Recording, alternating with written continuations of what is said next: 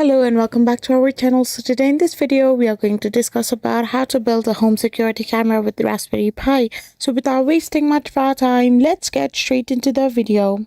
So for this you need the Raspberry Pi, camera module, microSD card, power supply, and Ethernet cable for initial setup.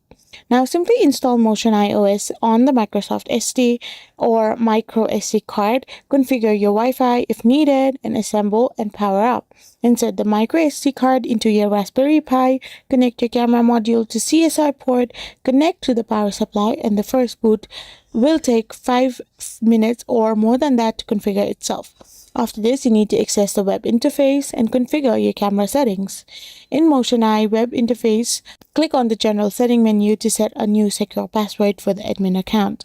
After this, go to video device to adjust settings, and now you will be able to simply set up a home security camera with Raspberry Pi. I hope you found this video helpful, so don't forget to hit that subscribe button and do give us a thumbs up.